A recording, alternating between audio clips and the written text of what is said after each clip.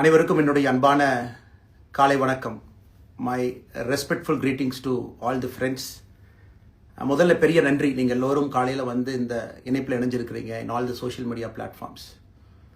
I thank all of you for joining in the social media platform. அதுக்காக நன்றியும் நான் தெரிவிச்சுக்கிறேங்க. நான் பெரும்பாலும் தமிழ்லேயே பேசுகிறேன், கொஞ்சம் ஆங்கிலத்திலையும் கலந்து பேசுகிறேன். சில விஷயம் உங்கள்கிட்ட பகிர்ந்துக்கணும், பேசணும். உங்களுக்கு தெரியும், கடந்த சில நாட்களாக பார்த்துக்கிட்டு இருக்கிறீங்க, அரசியலில், பேப்பரில், டிவியில் நிறைய என்னை பற்றி வருது. அது உங்களுக்கு கிளாரிஃபை பண்ணணும், பேசணும் அப்படிங்கிறக்காகத்தான். பாரதிய ஜனதா கட்சியில் ஆகஸ்ட் 25, 2020 டெல்லியில் இங்கே வந்து இணைஞ்சு தமிழகத்தில் தமிழக மக்களுக்காக ஒரு 6 ஆண்டு காலம் பணியாற்றுவதற்கு ஒரு பெரிய வாய்ப்பு, ஒரு பெரிய பாக்கியமாக நான் கருதுகின்றேன். இன்னைக்கு எந்த இடத்துல இணைஞ்சனோ அதே இடத்துல வந்து மரியாதையோடு, பண்போடு, அன்போடு என்னுடைய பாதை வேறு பாதையில் பயணம் செய்யணும். இலக்குகள் இன்னும் பெரிதாக இருக்கிறது. நிறைய மக்கள் இணைச்சு செயல்படணும். ஒரு புதிய அரசியலை, அடிப்படை கட்டமைப்பை மாற்றக்கூடிய அரசியலை உருவாக்க வேண்டும் என்கின்ற ஒரு எண்ணத்தோடு இன்னைக்கு வந்து ரொம்ப பண்போடு சொல்லிவிட்டு அதே இயக்கத்திலிருந்து வெளியே வருகின்றேன். இது தமிழர் பண்புன்னு கூட வச்சுக்கலாம். வெளியே சென்றாலும் கூட மரியாதையோடு சொல்லிவிட்டு செல்வது நம்முடைய பண்பு என்பதுதான் எனக்கும் இலக்கணமாக இருந்திருக்கிறது. இன்றிலிருந்து நம்முடைய ஒரு புதிய பாதை, ஒரு புதிய இயக்கம், ஒரு புதிய பொலிட்டிக்கல் மூமெண்ட், அடிப்படையிலிருந்து ஒரு புதிய பரிமாணத்தோடு, பார்வையோடு பார்க்கக்கூடிய ஒரு விதத்தில் தான் நம்முடைய மூமெண்ட்டை நம்ம ஆரம்பிக்கணும். நீங்கள் எல்லோரும் சேர்ந்து இணைஞ்சு அதை ஆரம்பிக்கணும் அப்படிங்கிறது என்னுடைய பெரிய ஆசைங்க. அதற்கு முன்பு சில விஷயத்தை சொல்லணும். என்னுடைய அரசியல் பாதை என்பது ரொம்ப வளைஞ்சு நெளிஞ்சு இங்கே வந்து உங்கள் முன்னாடி நின்றுட்டு இருக்கேன். இது ஈஸி பாத் கிடையாது.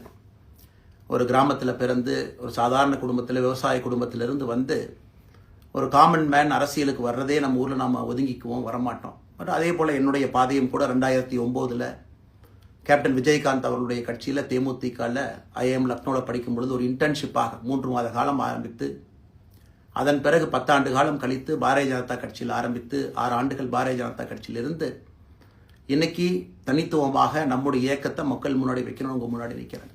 25 வயசில் எனக்கு அந்த இன்டர்ன்ஷிப் திரு விஜயகாந்த் அவங்ககிட்ட செய்கிறக்கு ஒரு பெரிய பாக்கியம். அன்னைக்கு அரசியல்லாம் என்னன்னே தெரியாமல் ஒரு புதிய அரசியலை தமிழகத்தில் கொண்டு வர முடியுமான்னு யோசித்த தருணம்.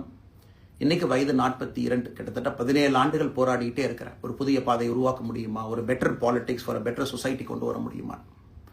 அதே நேரத்தில் நிறைய யூகங்கள், நிறைய பேர் நிறைய சொல்றதுனால இதே டெல்லியில் ஆகஸ்ட் 24, 2020 பிஜேபி இணைய வரும் பொழுது சூப்பர் ஸ்டார் ரஜினிகாந்த் அவங்க எனக்கு ஃபோன் பண்ணாங்க. எனக்கும் அவருக்குமான நட்பு கிட்டத்தட்ட நான் பதவியிலிருந்து வந்த பிறகு ஒரு நட்பு. நிறைய அவர்கிட்ட பேசுவேன். அவருடைய அரசியல் பாதை எப்படி இருக்கணும் அப்படின்லாம் பேசியிருக்கேன். அப்போ திரு சூப்பர் ஸ்டார் அவர்கள் இங்கே டெல்லியிலிருந்து திரும்ப வரணும், அவருடைய இயக்கத்தில் இணைய வேண்டும் என்ற வேண்டுகோளை ஆகஸ்ட் 24 ஒரு நாளைக்கு முன்னாடி பிஜேபியில் சேரும் பொழுது வைத்த பொழுது 3 விஷயம்தான் என் கண் முன்னாடி இருந்துச்சுங்க. தமிழ்நாட்டுக்கு எது நல்லது, அதில் எந்த மாற்று கருத்தும் இல்லை. சூப்பர் ஸ்டார் அரசியலுக்கு வர்றதுதான் தமிழ்நாட்டுக்கு நல்லது. சூப்பர் ஸ்டாருக்கு என்ன நல்லது, அவர் அரசியலுக்கு வராமல் இருக்கிறது தான் அவருக்கு நல்லது. கோவிட் காலகட்டத்தில் அவருக்கு இருக்கக்கூடிய உடல் பிரச்சனைகள், அதையே பார்த்துக்கணும். முதல்ல அவர் ஆரோக்கியமாக சந்தோஷமாக இருக்கணும். அண்ணாமலைக்கு எது நல்லது, பாரதிய ஜனதா கட்சியில் இணைகின்றேன் என்கின்ற வாக்குறுதியை திரு சந்தோஷ் ஐயா கிட்ட கொடுத்தேன், ஒரு ப்ராமிஸ் கொடுத்தேன்.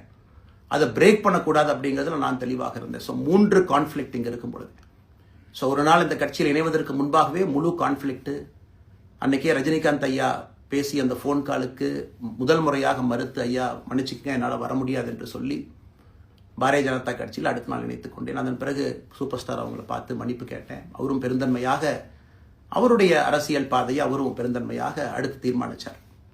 எதுக்கு அதை நான் சொல்கிறேன் அப்படின்னாங்க, சில யூகங்களுக்கெல்லாம் இன்று முற்றுப்புள்ளி வைக்க வேண்டும் என்பதற்காக மட்டும்தான் இதை நான் சொல்கிறேங்க. வேறு எந்த காரணமும் கிடையாது.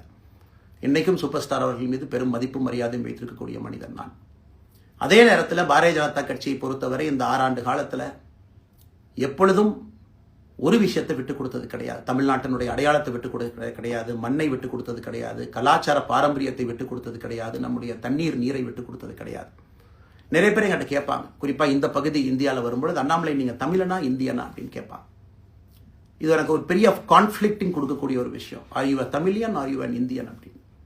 தமிழ்நாட்டில் என்னுடைய அப்பாவோ அம்மாவோ, என்னோட அம்மா தமிழ்நாட்டை தாண்டி வெளியே வந்ததே கிடையாதுங்க. தமிழ்நாட்டில் மட்டும்தான் இருந்திருக்கிறாங்க. என்னுடைய பாரம்பரியம் எல்லாமே.